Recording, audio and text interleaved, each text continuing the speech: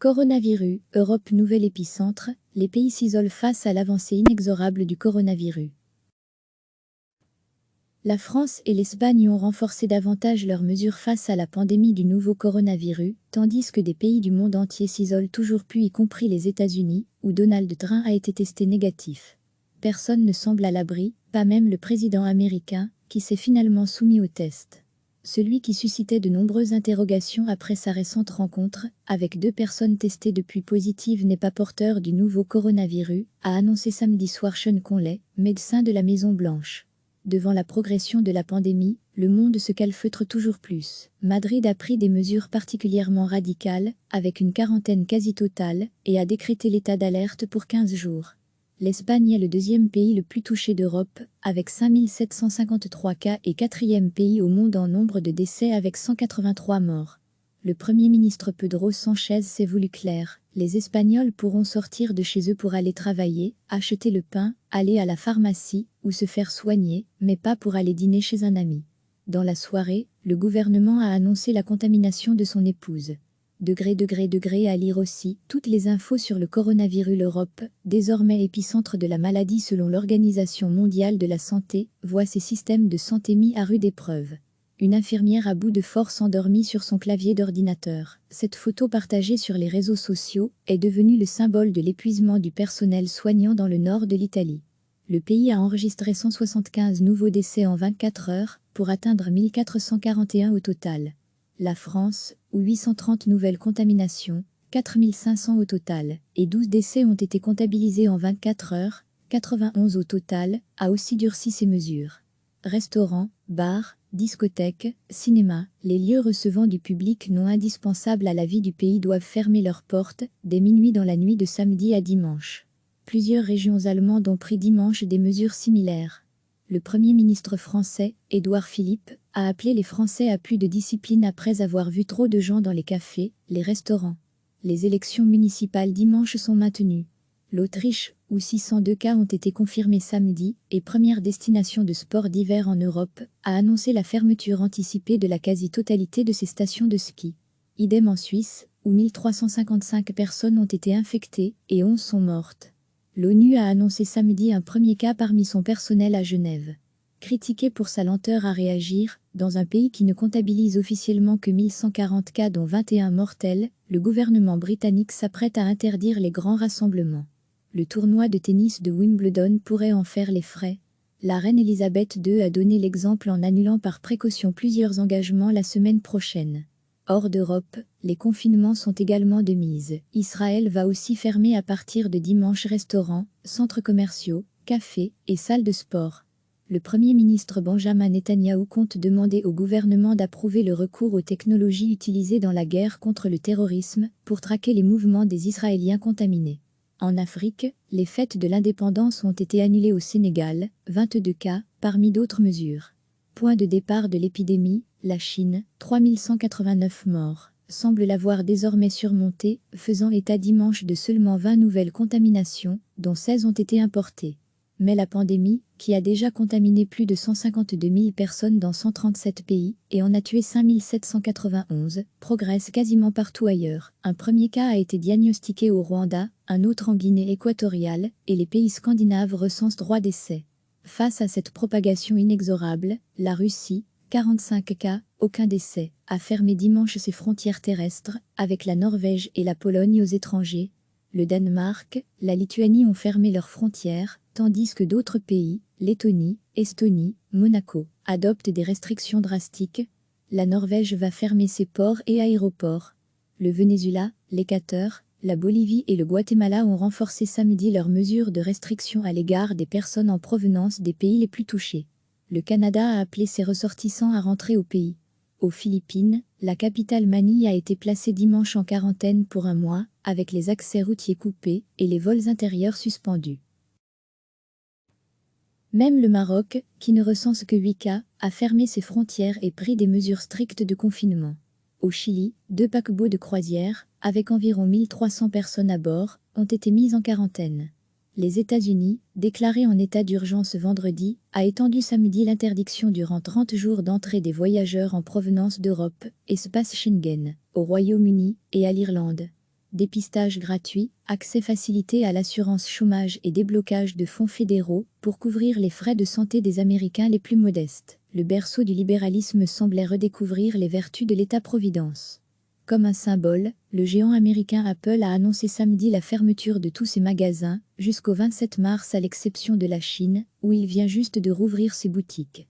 Et les parcs d'attractions Universal Orlando Resort vont rester fermés au moins, jusqu'à fin mars, ont-ils annoncé dimanche. Le calendrier sportif mondial continue de se vider, les rares événements maintenus se déroulant pour la plupart à huis clos. Le rallye du Mexique, troisième manche du championnat du monde, WRC, devait se terminer à l'issue de la dernière spéciale de samedi plutôt que dimanche. Malgré cela, le Premier ministre japonais Shinzo Abe a promis que Tokyo accueillerait bien, comme prévu en juillet, les Jeux olympiques. Recevez chaque matin l'essentiel de l'actualité. La France et l'Espagne ont renforcé davantage leurs mesures face à la pandémie du nouveau coronavirus, tandis que des pays du monde entier s'isolent toujours plus, y compris les États-Unis, où Donald Trump a été testé négatif. Personne ne semble à l'abri, pas même le président américain, qui s'est finalement soumis au test.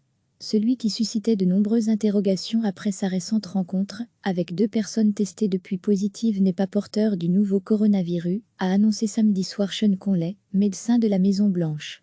Devant la progression de la pandémie, le monde se calfeutre toujours plus. Madrid a pris des mesures particulièrement radicales, avec une quarantaine quasi totale, et a décrété l'état d'alerte pour 15 jours. L'Espagne est le 2e pays le plus touché d'Europe, avec 5753 cas et 4e pays au monde en nombre de décès avec 183 morts.